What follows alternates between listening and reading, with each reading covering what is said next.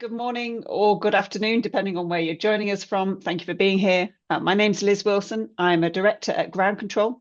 We design and build remote connectivity solutions, usually using satellite communication, not always. And I'm joined today by Stewart McCone, who is the CEO of Videosoft. And we're going to take you through the recent developments that have come together to enable cost-effective video streaming over satellite.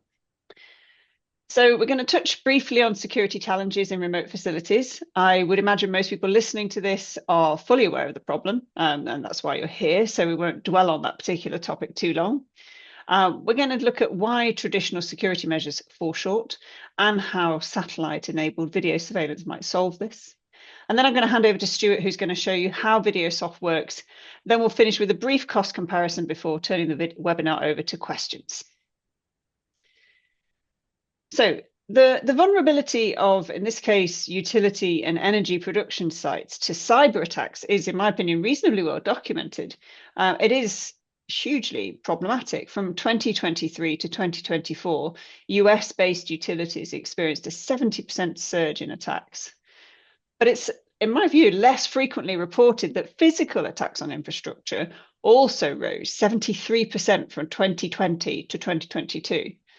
And who's doing this? It's actually a combination of state-sponsored activists and extremist groups. And unfortunately, remote infrastructure is particularly vulnerable.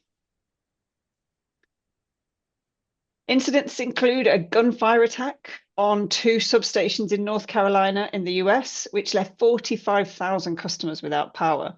And the rest of these examples are also from the US. But further afield, for example, in Nigeria in early 2024, the high voltage transmission infrastructure was targeted by vandals who used explosives to destroy transmission line towers. And these incidents tripled during a 15-week span, which is obviously hugely damaging. And it's not just fixed location attacks. In the UK, the cost of theft of agricultural equipment, obviously usually things left in unmanned locations, escalated to almost £53 million in 2023. And in Australia, thefts from unmanned construction sites reached a 10-year high in September 2024, with a 22% increase in theft-related offences during that same period.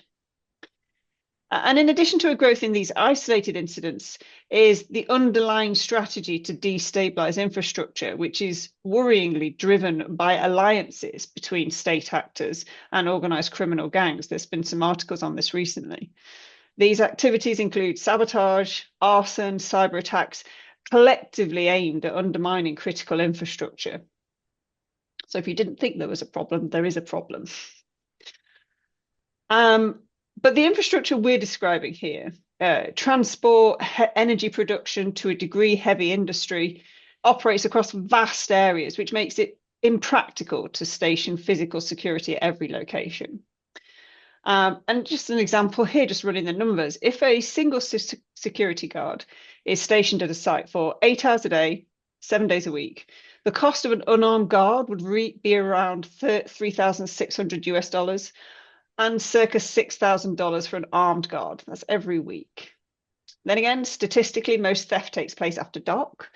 It's most frequent in winter, presumably because in the Northern Hemisphere, got more darkness hours. And long weekends and holidays are also attractive. Thus, 24-hour cover would be prudent, at least over weekends and holidays, which adds substantially to the cost. So your alternative option is to use fences coupled with cameras and sensors to detect intruders and provide real-time alerts to a remote monitoring centre. And you can have security personnel there monitoring multiple sites simultaneously, reducing on-site staffing costs. When they receive an alert, they can choose to dispatch security personnel to the affected site, or they could alert local law enforcement and or trigger some localised deterrent like alarms, voice sirens, lights, and that sort of good stuff. And the pros of this approach is that it's lower cost, it delivers 24/7 surveillance, and it can be rapidly and cost effectively scaled up.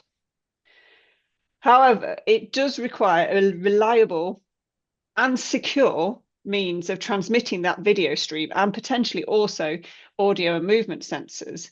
And if you're outstation, pump station, wellhead, transport hub. If it's located within cellular coverage, well, no problem. Like, you've got some choices there for that decent piece of data transmission. But if you're in a super remote site, satellite is often your only viable option. And it has some challenges when it comes to streaming video, as we're going to touch on now. So, bit of a busy slide. We won't go into it in huge detail. The satellite connectivity that people use for video streaming in a sort of personal context is, your sort of home broadband internet type, is in the Ka band. That's from 27 gigahertz to 40 gigahertz. And that's a lot of bandwidth. So you can perfectly comfortably stream video over that particular bandwidth. But antennae that use that bandwidth are power hungry. They're also very large, or relatively large, and that's pretty easy to identify if I'm a bad actor looking to make some changes that will make your life harder. Critically, they're also susceptible to bad weather, which is not what you need if you're after that real-time, reliable transmission of this mission-critical data. And another key issue here is that often the antennae that exist within the Ka band have to be pointed at a satellite for reliable data transmission. And if your outstation or transport hub is located in a mountainous area or a forested area, or even just the infrastructure that exists around it, if it's blocking the signal, that's going to be problematic. You're not going to be able to use that satellite effectively. Right at the other end of the scale, you've got L-band connectivity. That delivers a lot of promise here. It's a very low power solution. So you could power L-band antennae and transceivers from a reasonable size solar array. It has small and discrete antennae, and it's very reliable. It's not affected by weather conditions at all. And it's also, and I think important for this use case, it's more secure. Because it's a smaller bandwidth, it's actually just simply harder to intercept the data. So ticks lots of boxes here, but the problem is that there's much less of it. You can see it's only 1 gigahertz bandwidth. And because of that, it's used for very small amounts of data. It's usually used for IoT or tracking data. If you want to stream video over L-band, historically, you would have to spend a lot of money. But this is where Videosoft's technology has come in and made this possible. So at this point, I'm going to hand over to Stewart, and he's going to show you how things have changed. Thanks, Liz. Hello, everybody. Thank you for joining. I'm just going to talk a few minutes about Videosoft, and then we're going to look at some live demos so you can contextualize and see how this works. So Videosoft is myself and the people within Videosoft have been doing low bandwidth and bandwidth efficient video applications for 25 years. So we have a lot of experience in compressing video and transmitting that video over very difficult network conditions, which includes low bandwidth, variable bandwidth, intermittent bandwidth. We transmit that reliably, securely, easy to use, and effectively, so our operators in the field who are trying to get video back from these harsh environments can actually do their operations. Traditional CCTV and video technology is not designed for that use case and often will fail, and therefore the marketplace kind of thinks that this solution is not possible, but we're here to show you that it is. And I'm about to demonstrate that to you. So what's the difference? We basically take all the video input and we transcode that using our techniques on the RockREMOTE terminal from Ground Control. And that's the point of this seminar today, is to introduce you to that concept. And then we packetize that video, we send it over the network, very low latency, very fast and reliable, so you can see it at the other end. We're operating at very low bit rates here, and we're talking as low as 1 kbps, kilobit per second. And on the RockREMOTE using the Certus 100 network, we've only got a maximum of 22 kilobits per second uplink. Okay, so we're talking really the low end of anything that's possible. Videosoft will get you a usable picture in real time over those network conditions. And that's really what we're talking about here is worst case scenario, harshest environments possible. We're going to get you something that allows you to operate. The alternative is you can't do what you want to do. All right. So as of course, Videosoft can operate on high bandwidth networks, other SATCOM networks, technology and cellular, etc. But really, this is about the RockREMOTE Certus 100 product and Videosoft working in that environment that you need it to work most. Okay. So without further ado, let me share my screen. So very quickly into the video demo. So what you're seeing on the screen here, and I'm aware that there are multiple use cases out there, and you may have different use cases in mind, but the technology is the same applied across those different use cases. So if you don't see anything relevant to you here, obviously if you get in touch, we can talk about how we can deploy. Videosoft particularly has demonstrated unique capability to deliver these operations in multiple applications and vertical sectors. So police and surveillance, military, oil and gas, civilian, transportation, IoT. So you name it, anywhere where you have this requirement to stream and view live video remotely over these kind of networks, Videosoft has been involved in that somehow. So on the screen in front of you, what do you have? You have top left is a live camera in the UK. Top right is another live camera in the UK. That's in London on the right-hand side and Northern Ireland on the left. And then down below, I've got a couple of video sources running just to contextualize into different use cases. So the one on the left is running a simulation. I'm streaming from that simulation, but it's actually recorded footage of a drone operator on the oil and gas fields, looking for anomalies in the oil fields like fires or broken assets, etc., or even intruders or people who shouldn't be there. And the one on the right is the same from the transportation, the railways in Africa. They have a lot of incidents, people following the trains, jumping on and stealing from people, etc., etc. So they really need eyes on all the time in these harsh network conditions. Okay. So different use cases, but the same technology. Now, what I'm trying to focus you on here is the video quality. Okay. Now, video in this context is information. It's not entertainment. And if you get the information you need from the video that you're seeing, then any further quality improvements are waste of bandwidth, waste of time, waste of cost, and may make the difference between operation success or not. Okay. A good example on the left-hand side, we can see the red car is there.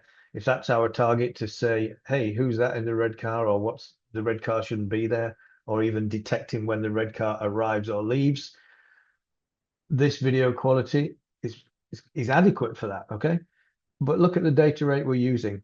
Less than 1 kilobit per second to deliver that video from the field to my laptop. Actually, that's in Northern Ireland in the UK. I'm sat in the US right now, and I'm watching that in real time. So real time is the key here, getting me that information in real time. Now we have on the right an urban situation, very, very similar. And this is running at 10 to 15 to 20 kilobits per second. It's live camera. Okay. Bottom left, from a drone, we're looking at the same, up to 8 to 22 kilobits on average. And the bottom right is the same, again, below 22 kilobits. And the main point of this is all these videos are capable of running on the RockREMOTE device from Ground Control over the Iridium Certus networks in all these harsh environments. Okay. And this is the minimum you can expect. We have a couple of techniques that are going to help me out here and mitigate the lack of detail in the video. So for example, if you want to see the license plate, then we have two options. You can use our total recall feature.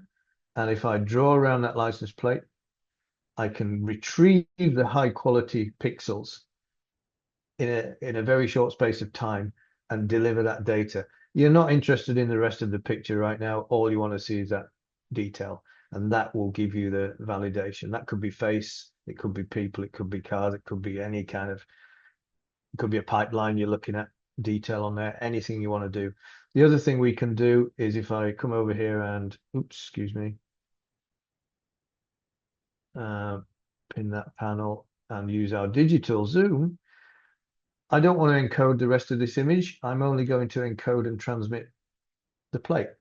So again, in real time, we're only using 3, 4, 5 kilobits a second to send you that detail. So you've got live information for awareness in response to triggers or events that happen, and the ability to validate and post-process and get the details from that. And go back to full screen. Everything is being recorded on the site in full resolution as well. Okay, so you're not going to miss any detail if you really, really need it for post-processing. You've got the evidence, you've got the full capabilities to retrieve that. And the one on the right, as I said before, urban, I can even move the camera around on this one. Okay, that's real time moving the video. There will be a 1 second delay on the Certus network, but that's very quick in real time. Okay, as close to real time as possible. There's tons of other features I could show you, but this is the main introduction. And of course, get in touch and find out more. One element you might want to ask about is security. We've had a few questions about that in the past. All the video is AES-256 encrypted, both at rest on the disk in the field and also the transmission. This is used by government agencies and security forces and has been vetted at the highest levels for security and hardness, ease of use, reliability, functionality, all top notch. And when you couple this capability on the RockREMOTE hardware, because we can install the software on that processor, with the Certus 100, you're getting a fantastic capability. So we're looking at all these different real-time videos at the very low bandwidths available, and your eyes are getting used to the video images, reading the image and discerning the information from that image, which is uniquely made available by this combination of solution. And I always like to show this because it really makes the point that if you didn't have the RockREMOTE, the Videosoft on site with the Certus 100 working, this is what you would see.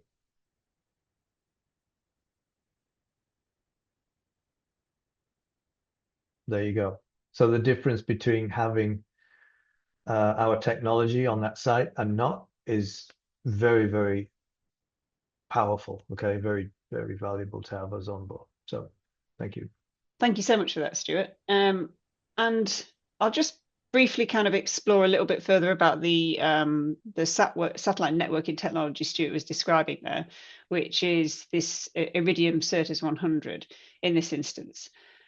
It is particularly well suited to this application because its satellites are in low Earth orbit, which does mean that low latency that Stuart was describing of around 1 to 2 seconds. That's fast over satellite, and that's critical when you need real-time alerts.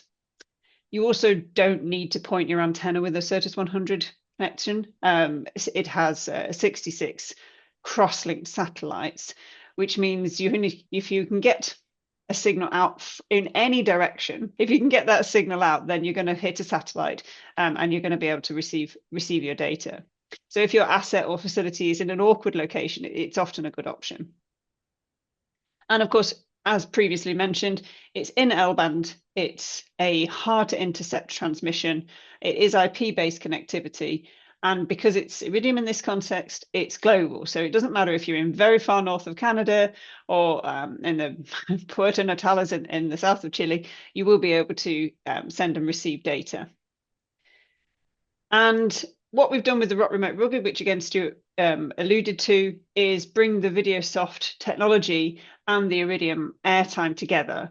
So the RockREMOTE Rugged is a satellite transceiver that we designed and built here in the UK.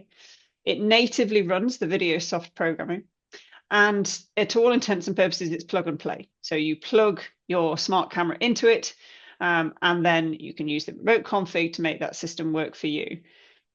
I'm being a little glib, it's not quite as simple as that, but it is very simple, very easy to install. The hardware itself is IP67 rated. It is expected to be sort of set it and forget it territory, right? A site that you're not going to visit 6 months for 12 months. This device will sit there comfortably capturing your data. And as I mentioned before, it comes with an omnidirectional antenna, which is small and discreet. It's not an easy target for bad actors. And it does mean that you can transmit your data from virtually any location. You don't need that particularly, you don't need it to point at a particular satellite to get transmission. So this, like, by bringing these together, we've got the ability to secure a remote site in a much more smart and cost-effective way. You can choose from a super wide range of cameras and audio equipment and motion detectors, etc. We haven't touched on the specifications of those because it's almost anything, right? So if I was asking Stuart to select a number of cameras you could use, they would be numbering in the thousands. So it's virtually any piece of hardware, camera equipment, plug it into the RockREMOTE Rugged, and the onboard Videosoft technology will compress that data so that it can be sent cost effectively over the Iridium Certus 100 network in very close to real time to your remote monitoring center. So in terms of the cost of implementing this solution, without being willfully evasive, it does depend on several factors. It obviously depends on the data usage. And we received a question previously which said, how much data is this going to use? Well, that really, and how can I throttle the data? Well, that really comes down to, do you need to transmit a live stream, or can you use a combination of your smart camera, Videosoft, and the RockREMOTE transceiver to only send you data when something has occurred that you need to be made aware of? So you have options here in terms of data usage, network choice, and the specific setup for your site. What we can say with complete confidence is that it's significantly more cost effective than deploying physical personnel into a site, both in terms of the direct costs and the operational efficiency. And Stuart does have some sample sort of packages, and we'll circulate these after the webinar. And obviously the best thing is for you to get in touch with your requirements, and we can provide a customized quote based on what you need to do and your specific data requirements. So full transparency, we would do a live Q&A, except Stuart and I are recording this after the original webinar because I forgot to record it. So there will be no live Q&A here. Please get in touch with your questions. We've got Stuart and mine's email on screen. I want to say thank you very much for taking the time to listen to this. I want to thank Stuart very, very much indeed for his patience at doing this twice, and for the excellent demonstration of the Videosoft capabilities. Thank you, Liz. Thank you, everybody. We will call it a day. Thank you so much for your time.